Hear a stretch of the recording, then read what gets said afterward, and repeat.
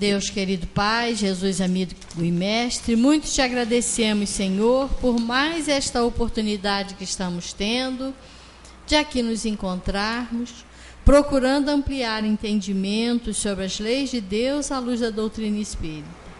Que essa reunião, portanto, transcorra em clima de muito aprendizado para todos nós. Obrigada, Senhor. Graças a Deus e que assim seja.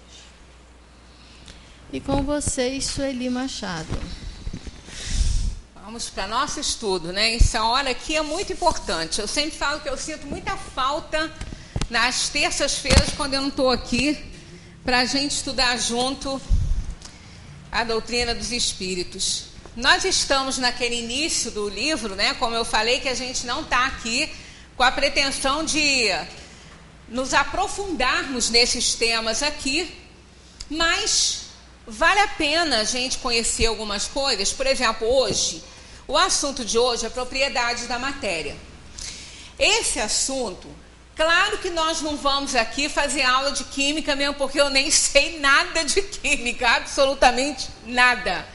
Mas um pouquinho que a gente possa entender a manipulação da matéria, que a matéria bruta, essa matéria que nós vemos, é o fluido cósmico universal modificado, é o fluido mais condensado, combinado, né, com vários elementos, que dá essa tangibilidade aqui, né? E o que cada planeta do sistema solar e de outros sistemas, cada planeta absorve os fluidos de acordo com a sua constituição, aquilo que ele precisa na sua constituição física. Então, o fluido é modificado para atender às necessidades de cada planeta.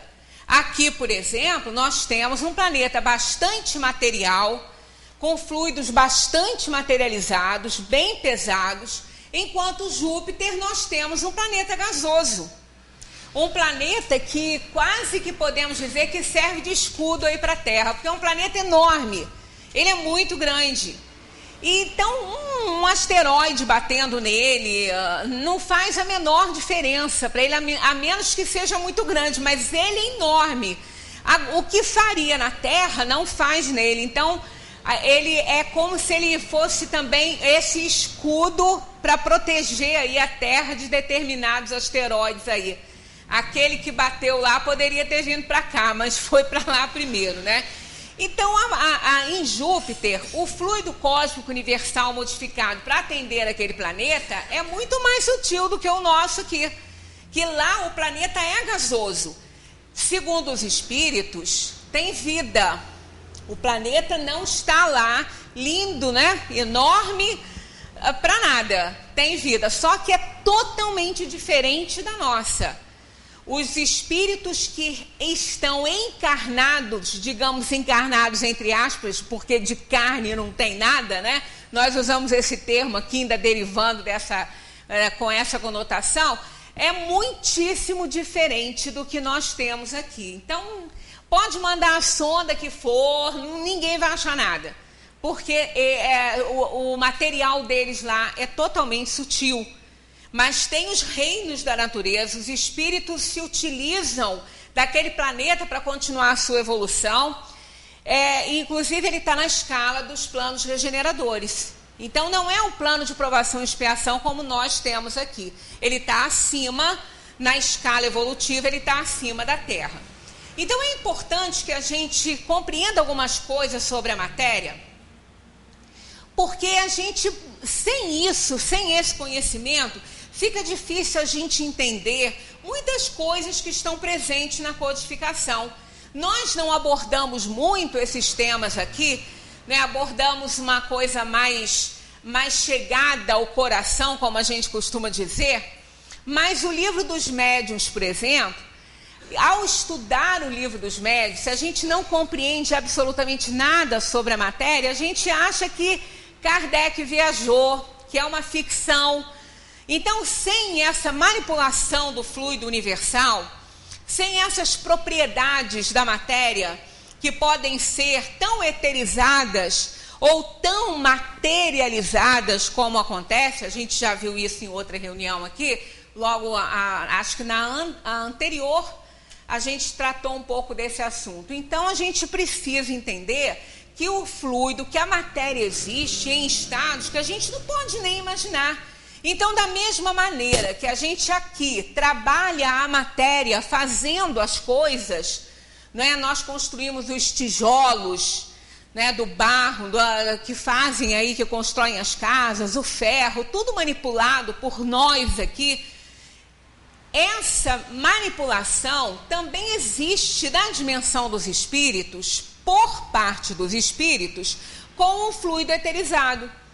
Então, sem compreender essa questão, essa variedade da matéria, fica difícil compreender as cidades no plano espiritual, as criações fluídicas no plano espiritual, os hospitais, né? Porque, segundo os espíritos, a Terra é uma cópia grosseira dos mundos na dimensão espiritual, dos mundos, das construções na dimensão espiritual. Então, para a gente entender, é complicado. A vestimenta dos espíritos, né? Como os espíritos se vestem. No livro dos médiuns tem toda essa abrangência aí da formação de objetos, né? Que não são tangíveis. O próprio perispírito, que é uma matéria mais essenciada que a nossa, mas que pertence ao planeta. Ela pertence ao planeta.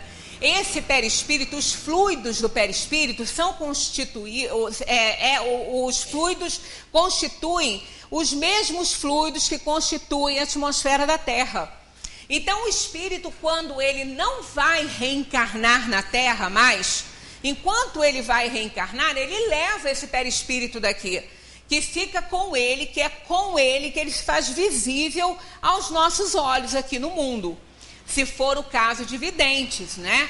Ou ele pode, às vezes, se materializar tanto que se torna tangível e a gente pode tocar, né? Existem casos em que a gente toca achando que é uma pessoa e não é. Então, isso são manipulações do fluido cósmico, são propriedades da matéria que ela adquire, propriedades que a gente nem imagina que possam existir.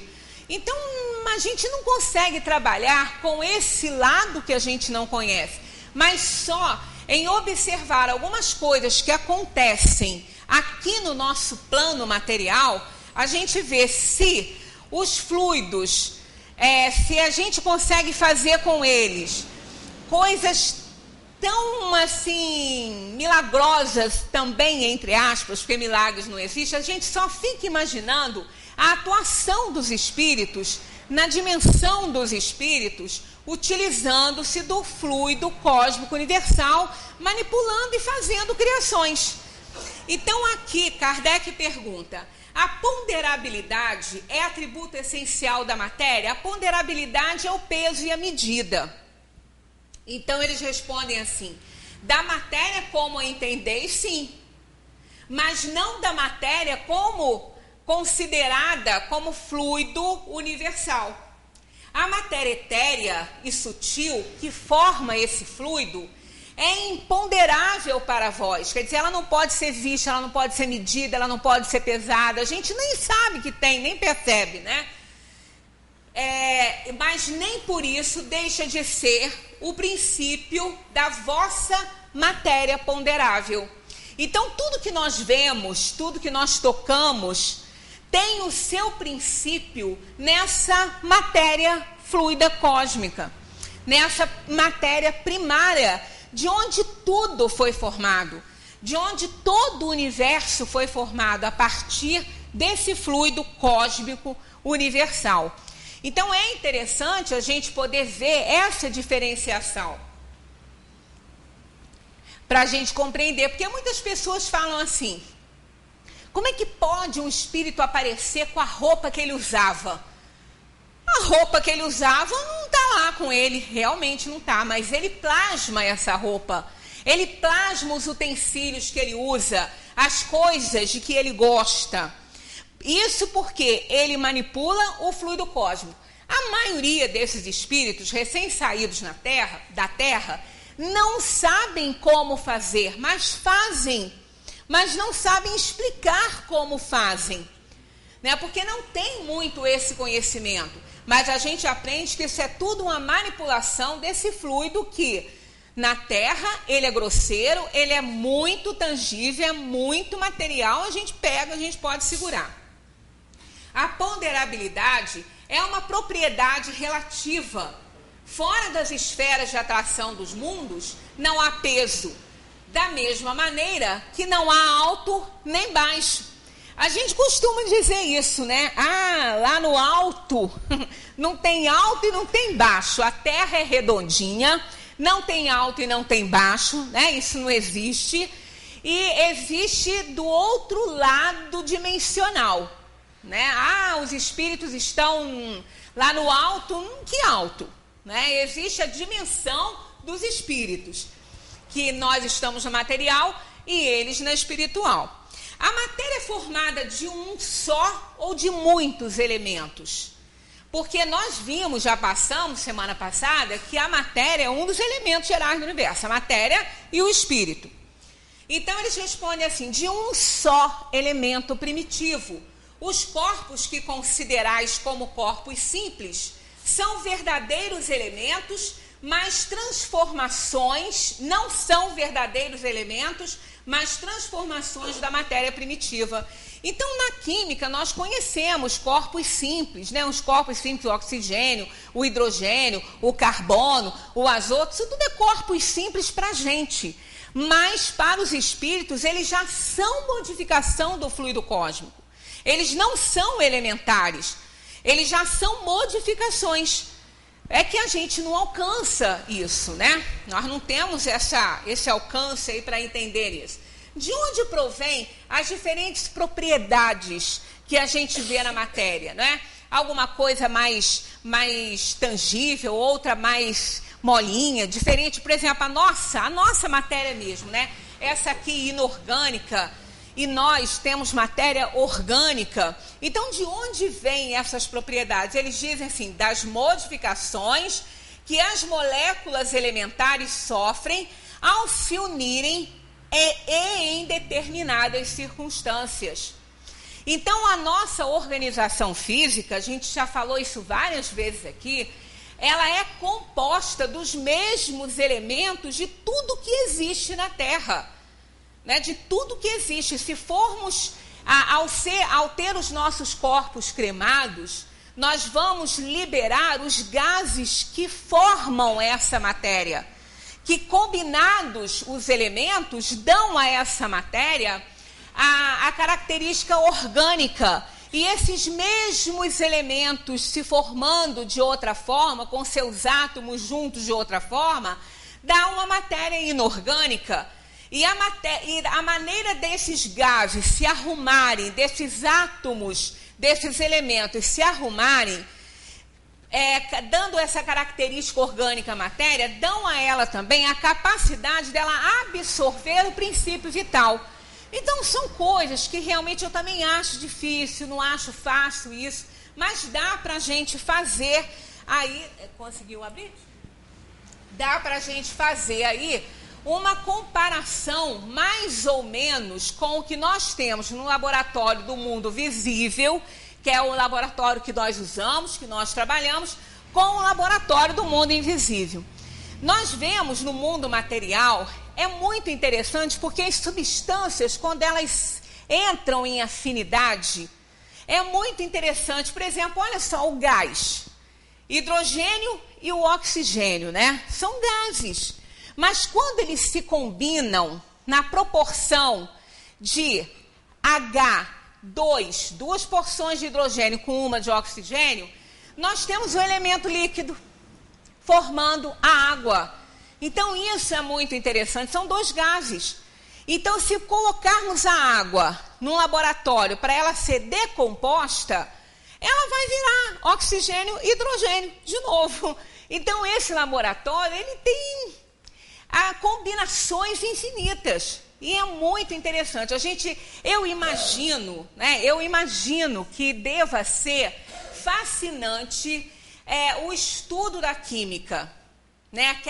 Aquela tábua com todos os símbolos, aquelas combinações. Eu acho que os químicos devem se divertir muito. Parece criança criando elementos ali, formando as coisas, porque deve ser muito interessante. Deixa eu ver se eu acho aqui.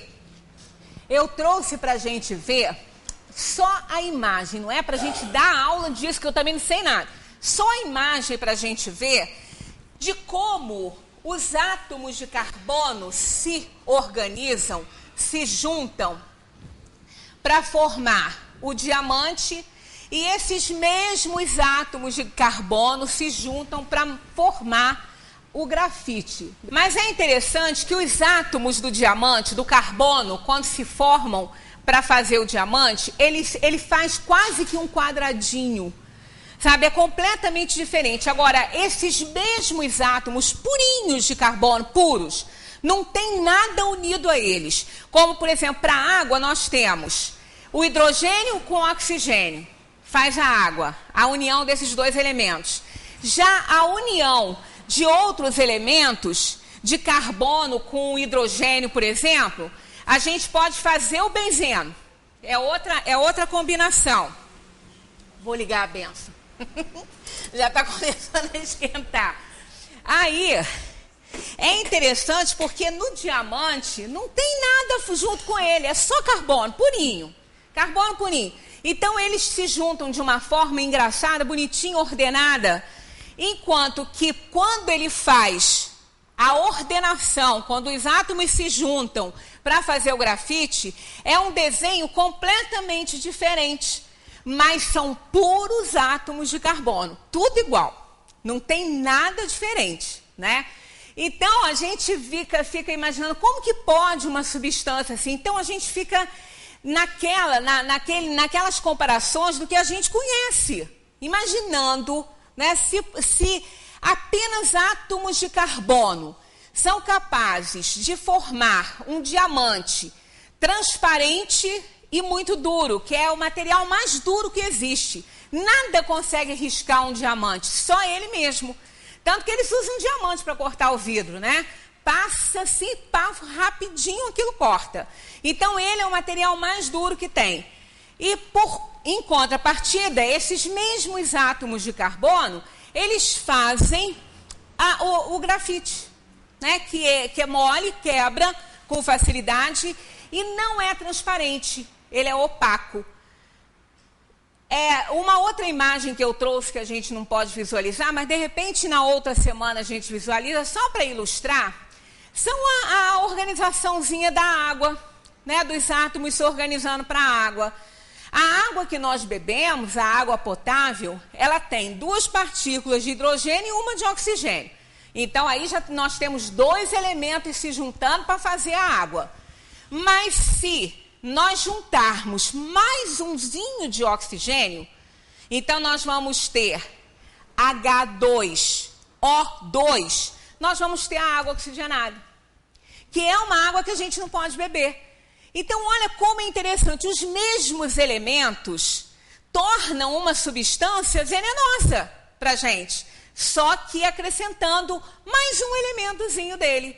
Então, a química, no plano material, ela é fascinante, né? É muito interessante. A gente fica imaginando essa química no laboratório, na dimensão dos espíritos. Que coisa maravilhosa que não deve ser. Nós vemos o carbono puro, que é separado do cabelo, que pode, né, ser feito assim também, separado do cabelo, fazer um diamante.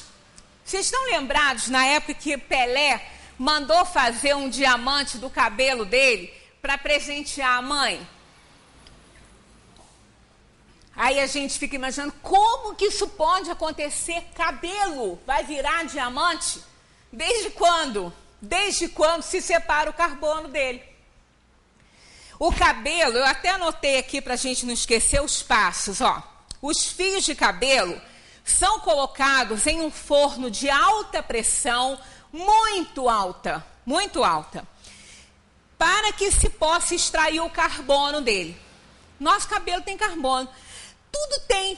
Sabe por quê? O carbono, ele está presente em tudo que é alimento da gente.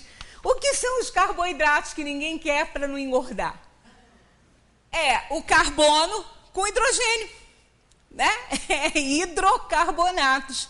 Então, o nosso alimento, nossa alimentação é cheia de carbono. Não é de carbono puro, é de carbono combinado, mas é.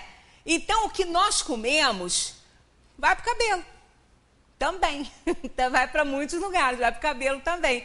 Então, ó, quando o cabelo absorve o carbono dos alimentos e ele entra num forno de alta pressão, eles têm o carbono separado. Aí eles conseguem, nesse forno de alta pressão, formar os cristais de carbono. Depois de processado, depois de separado o carbono contido ali naqueles fios de cabelo, eles conseguem os cristais de carbono.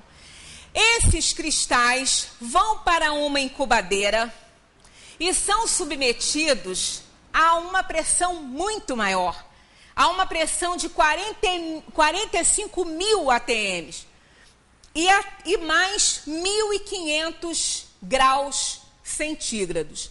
É muita coisa, é muito calor, né? É uma pressão muito alta. Aí, depois de alguns dias lá, naquela incubadeira, sofrendo essa pressão toda e esse calor todo, ele se transforma num diamante bruto. Aquelas pedras, aqueles cristais de carbono, se transformam num diamante bruto. Aí sim, eles vão lapidar e vai resultar aquela pedra, vai ter o mesmo resultado e as mesmas características do diamante extraído da natureza. É um diamante sintético, mas é. E ele pode ter cores diferentes. Então, é muito interessante essa química. Aí a gente imagina, se a gente pode aqui, nesse mundo tão pobre, né? Diante do universo, nesse mundinho pequenininho, que é uma poeira no universo, que se ele, desaparecesse, não ia fazer não ia causar o menor problema em questão universal. Se aqui nesse mundinho a gente pode fazer de alguns fios de cabelo uma pedra de diamante que existe na natureza, imaginemos o laboratório do mundo invisível que não pode ser feito. Então é a manipulação dos fluidos.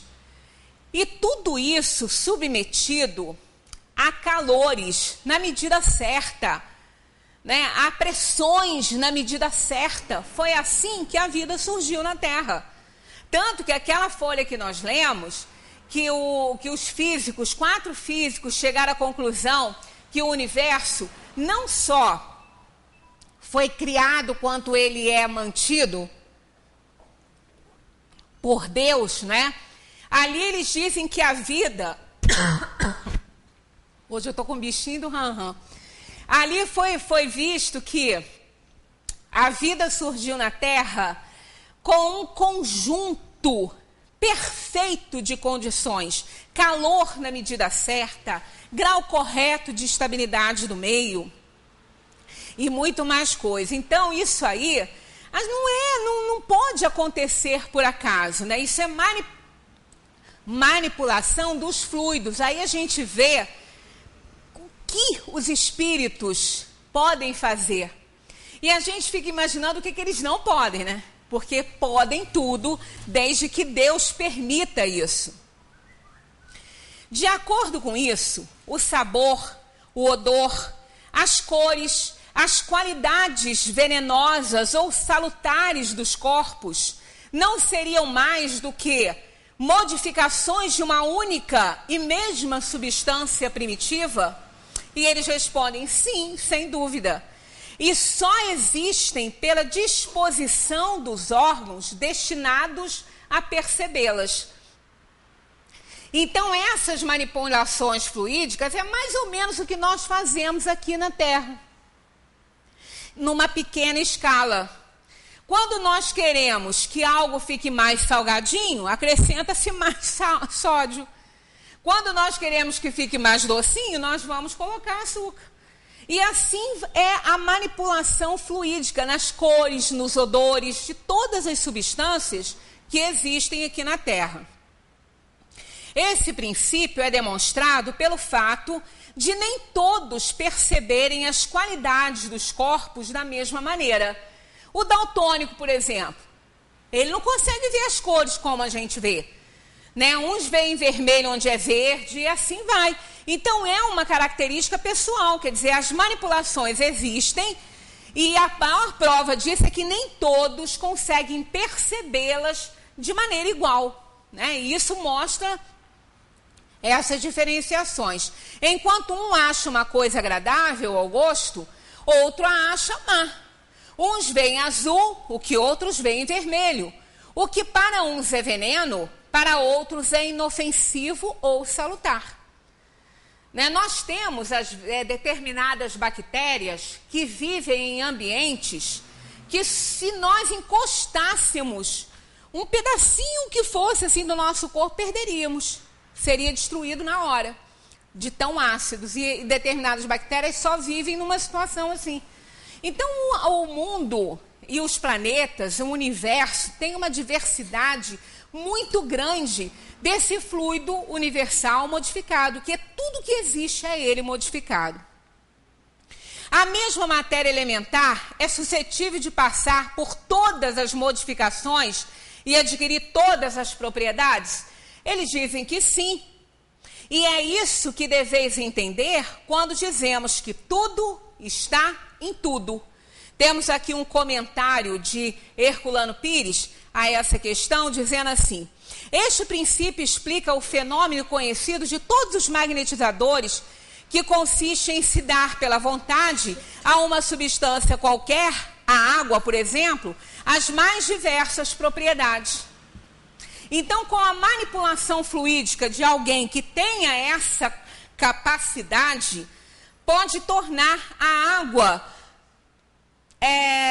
colorida, porque ela é incolor, ela é insípida, ela é inodora, mas dependendo da manipulação fluídica, nós poderemos acrescentar propriedades que a água mude de cor, que a água se transforme aí numa substância com algum sabor, já que ela não tem sabor nenhum.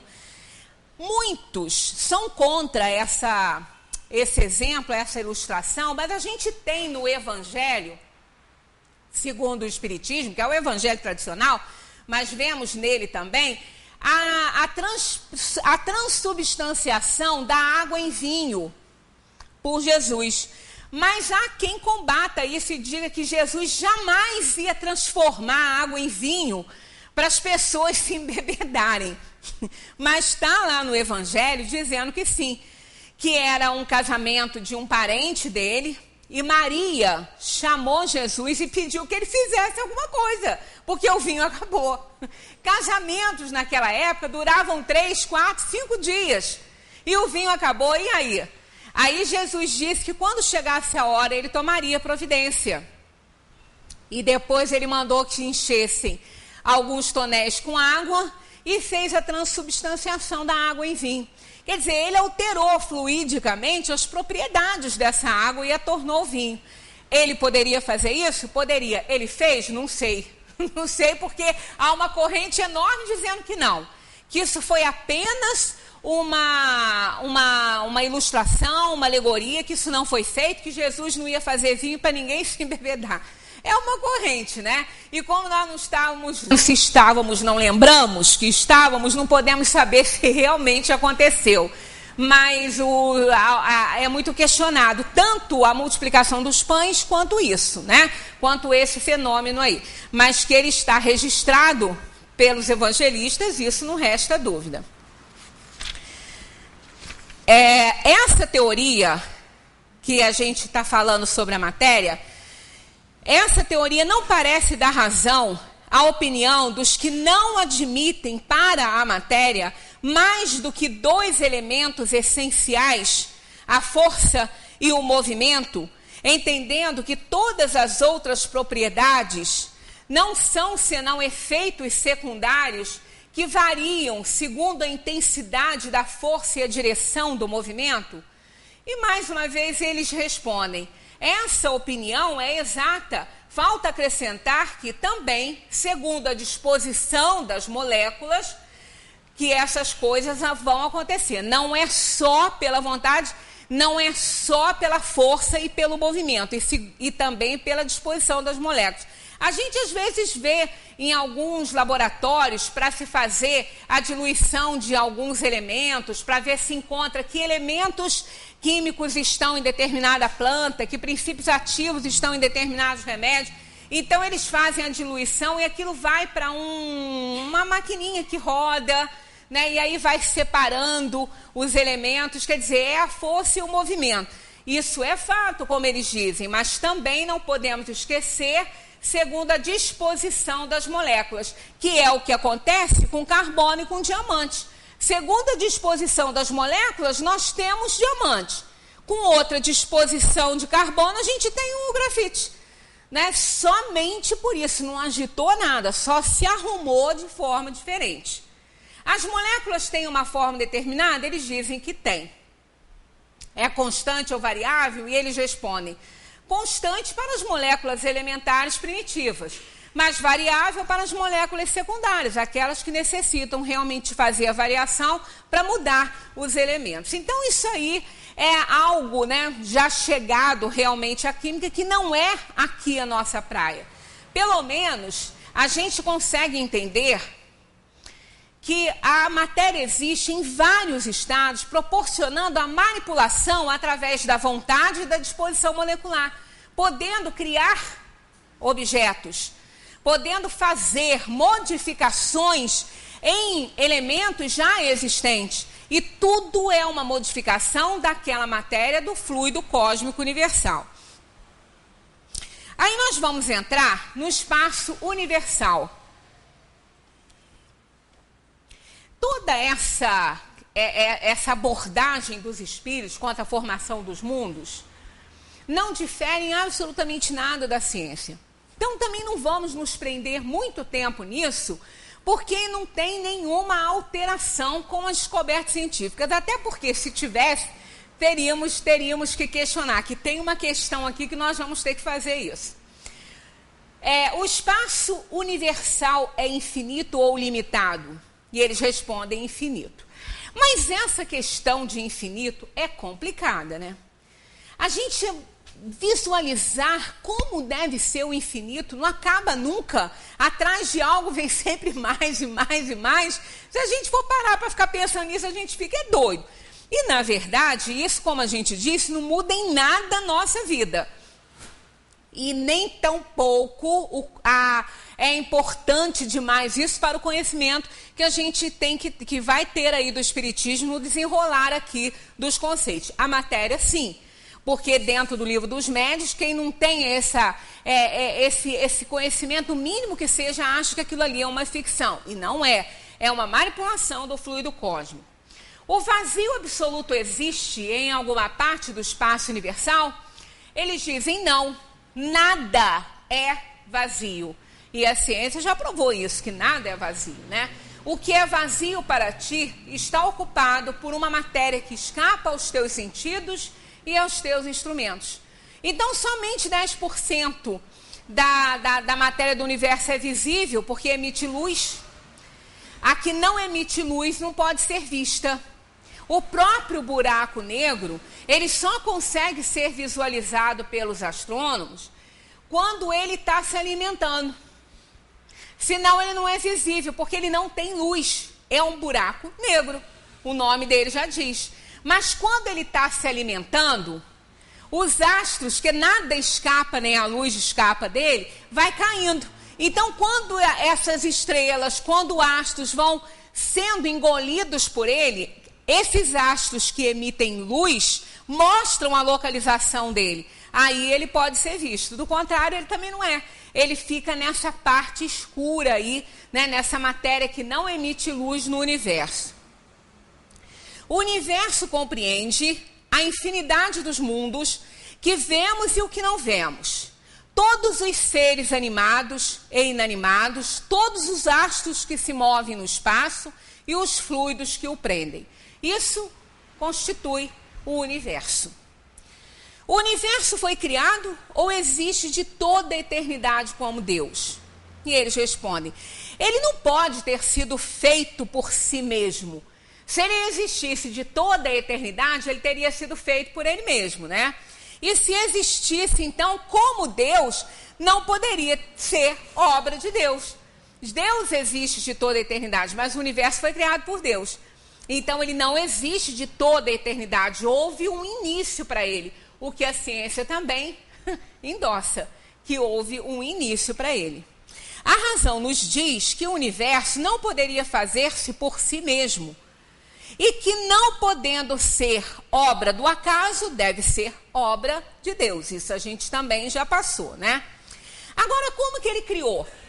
Como Deus criou o universo? Não difere em nada do que a ciência já descobriu, né?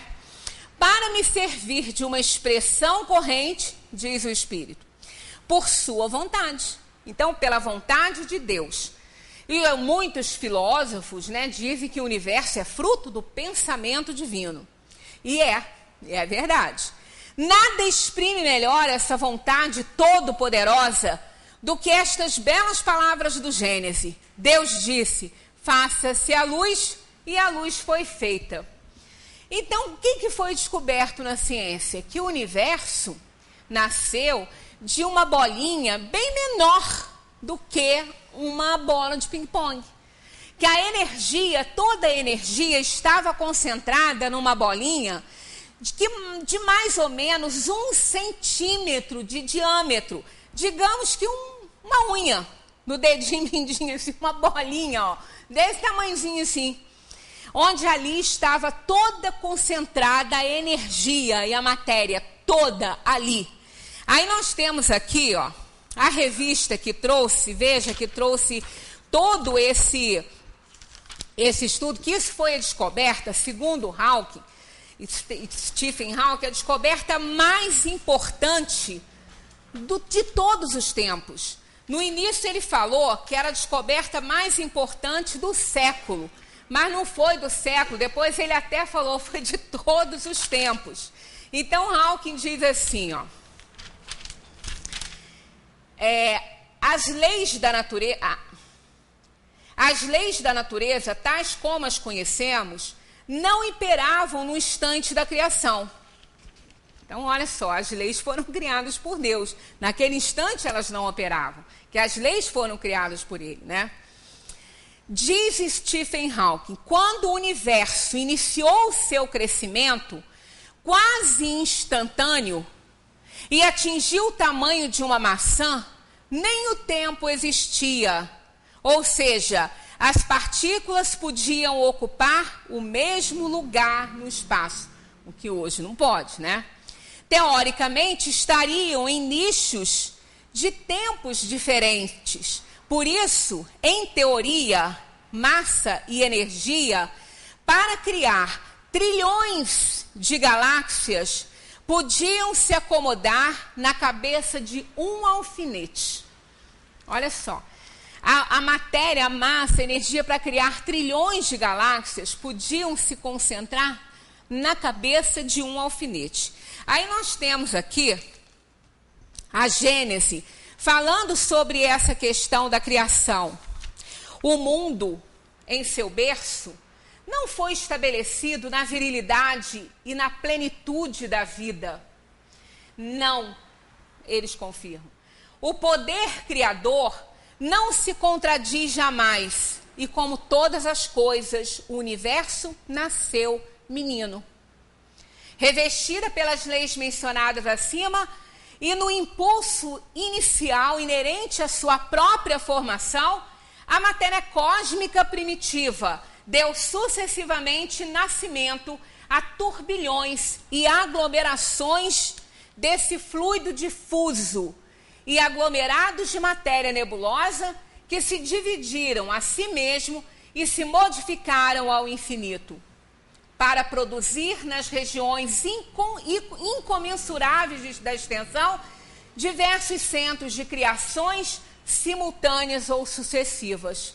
Então, como eles descobriram, o universo nasceu pequenininho, a Gênesis está falando, ele nasceu menino. né? Não foi uma coisa, é como o Smoot, que foi o pai dessa descoberta, né, do Big Bang. Ele disse, não foi aqui não, eu li uma outra reportagem dele numa outra revista e eu achei interessante demais. Ele é deísta, ele acredita em Deus. Então, ele entusiasmado com aquela descoberta, que foi a descoberta maior de todos os tempos, ele disse assim: ver e constatar a evidência do que se já pensava, né, que era fruto de uma explosão, mas o Stephen Hawking falou que não é bem uma explosão, uma expansão da energia, não foi uma explosão. A energia estava tão concentrada que ela se expandiu, ela não explodiu, ela se expandiu. E aí continua se expandindo. Até hoje vai continuar infinitamente se expandindo. E essa é a corrente de alguns e de outros que o universo vai encolher. Isso é briga na ciência, o Espiritismo está dizendo isso não.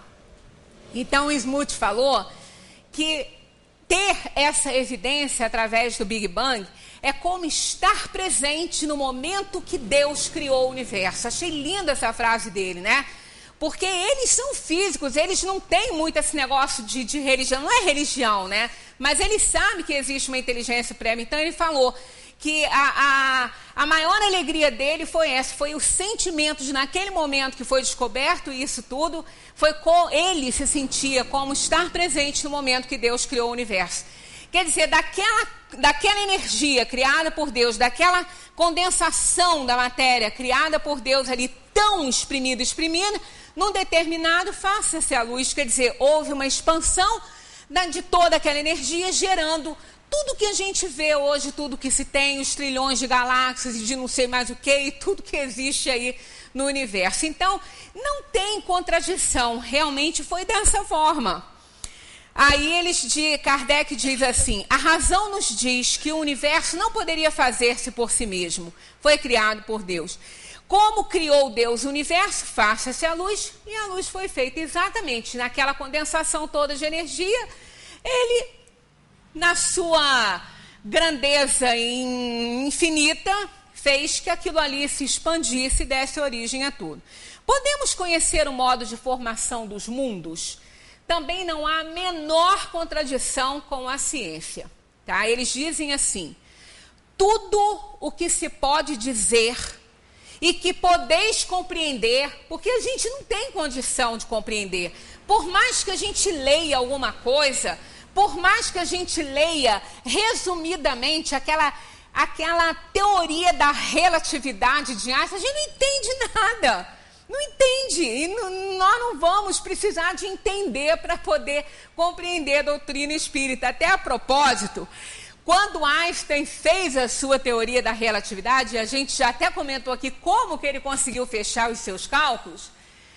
Todos os cálculos de Einstein, todos eles só fechavam se ele admitisse a ideia de um universo em expansão. Que o universo estava indo, estava andando, estava caminhando, estava correndo, e bem veloz. Né? Porque quando houve aquela expansão toda, né, daquela energia, aquilo tudo se espalhou e continuou se espalhando. Então, todos os cálculos de Einstein levavam a isso, a esse universo em movimento, se expandindo, mas ele não aceitava, ele não acreditava. Aí ele fez uma constante que ele enfiou dentro da sua teoria, que aí ele conseguia fechar alguma coisa nos seus cálculos.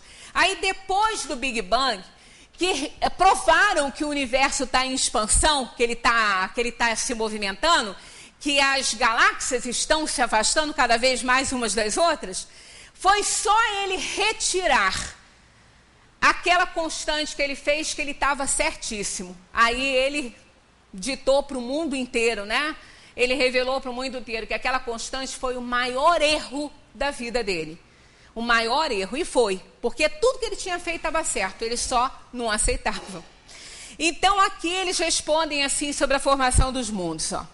Tudo o que se pode dizer e que podeis compreender é que os mundos se formam pela condensação da matéria espalhada no espaço.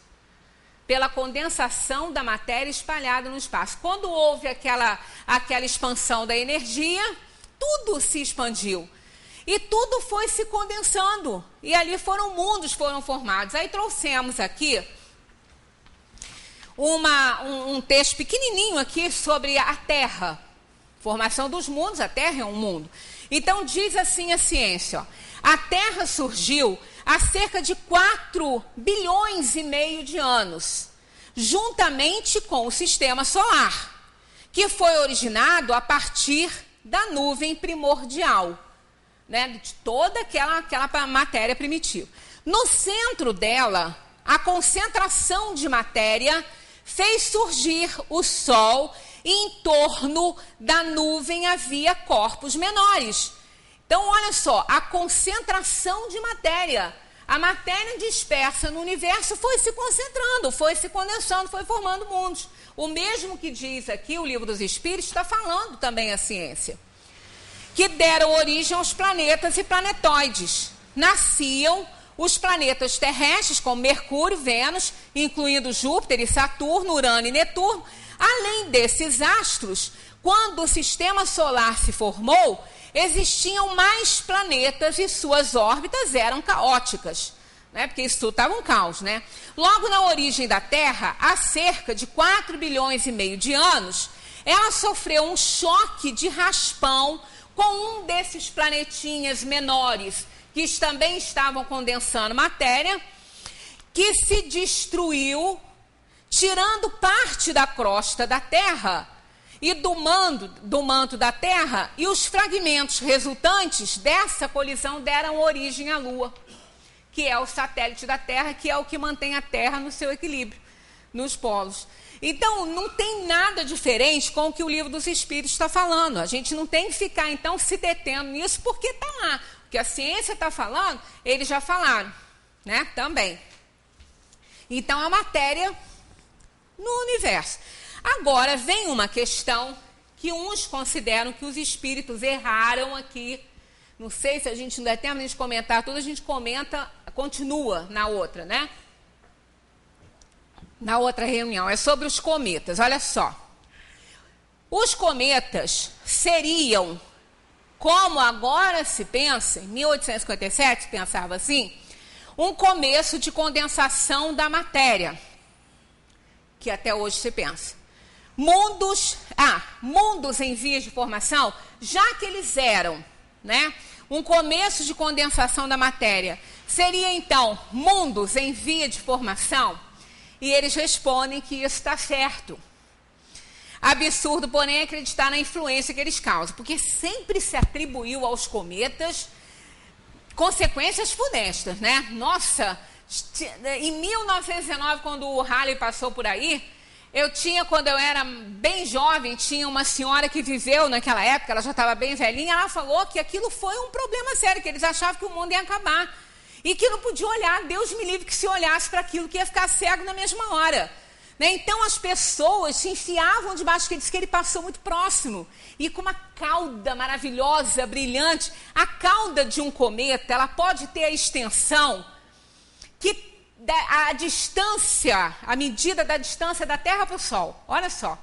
A cauda de um cometa, ela pode ter essa extensão. Então imaginemos que espetáculo maravilhoso que deve ser ele passando muito próximo, né? Então diz que foi uma coisa, quem viveu naquela época falou que foi uma coisa. E apavorou todo mundo, né? Agora, a questão aí, que alguém fala do erro dos espíritos, foi que ele diz que isso é certo, quando ele diz que eles são mundos em vias de formação. Mas é uma questão de interpretação isso aqui. Porque conforme o cometa nasce no seu núcleo, ele não pode ser mundo em vias de formação. Ele é um astro errante. Ele passeia pelo universo. E ele fica sempre na órbita de algum sol. Né? O Halley fica aqui na nossa, como tantos outros, né? E cada volta que ele dá no Sol, ele diminui. Porque ele é de gelo. Ele tem um núcleo que é uma rocha e é pequeno, esse núcleo é pequeno, mas ela é toda revestida de gelo. E quando ele passa perto do Sol, o Sol derrete ele um pouco. E como ele tem uma órbita elíptica, a cauda dele fica sempre para fora, é a cabeça dele que fica girando em torno do Sol, então ele fica girando com o rabinho dele, com a caudinha dele para fora, assim. O Sol vai derretendo e o vento solar vai levando aquela matéria, aquele gelo, aquilo tudo para a cauda, que é chamada de coma. Então ele tem aquela cabeleira e vai toda para a cauda, quer dizer, quanto mais ele passa perto do Sol, mais aumenta a cauda dele, porque mais dilui, mais derrete o núcleo dele. E ele vai cada vez mais aumentando aquilo ali. Então, na verdade, a tendência de um cometa é se desintegrar. É ele passar tantas vezes em volta do Sol que ele vai derreter todo, que ele é de gelo. Então, ele não é como ele não é um astro em vias de formação de um planeta. Mas os espíritos não falam que ele é como a formação de um planeta como a Terra, por exemplo. Eles não estão afirmando isso aqui. Inclusive, na Gênese, isso fica muito claro. Quando eles dizem que os cometas não são formação de mundos. Fechei, né? Mas eu tenho aqui alguma coisa dobrada que deve ser ele. Eles falam claramente sobre isso. Então, não seria... Nós não podemos interpretar essa questão aqui como sendo isso, né? Formando os mundos. Vou procurar aqui no índice que eu vou achar rapidinho cometas. Porque é importante que isso fique claro, porque outro dia me falaram isso, falaram assim, como é que os espíritos puderam falar essa besteira, dizer que os cometas são mundos em vias de formação? E não são. Eles deixam isso bem claro. Aqui, ó. Pois os corpos celestes de que se trata os cometas são coisa muito... Os planetas são coisa muito diversa dos corpos planetários. Eles não têm, os cometas, os cometas não têm, tal como aqueles, o destino de servir de morada às humanidades. Está bem claro isso aqui. Eles não têm esse destino de servir de morada para a humanidade. Eles vão sucessivamente de um sol para outro, enriquecendo-se por vezes no caminho com fragmentos planetários, reduzidos ao estado de vapores, recebendo nos seus focos os princípios vivificantes e renovadores que derramam sobre os mundos terrestres. Eles não vão se tornar planetas. Isso está muito claro aqui na Gênesis. Mas então por que eles falaram isso no livro dos Espíritos, né? Mundos, eles colaboram com os mundos em vias de formação, por quê? Olha o conteúdo deles. Tá aqui, ó. O núcleo dos cometas varia em dimensões de 100 metros para mais de 40 quilômetros. Isso é pequeno em relação a astro do universo. Eles são compostos de rochas e a Terra também. A Terra também é um aglomerado de rochas. Não é diferente, não. Eles são compostos de rochas, poeira, gelo, poeira cósmica, gelo e gases congelados, como monóxido de carbono, dióxido de carbono, metano e amônia. Os cometas são descritos popularmente como bolas de gelo sujo, por causa desses gases. Apesar de que recentes observações revelaram superfícies secas, poeirentas ou rochosas, sugerindo que os gelos estão ocultos embaixo da crosta.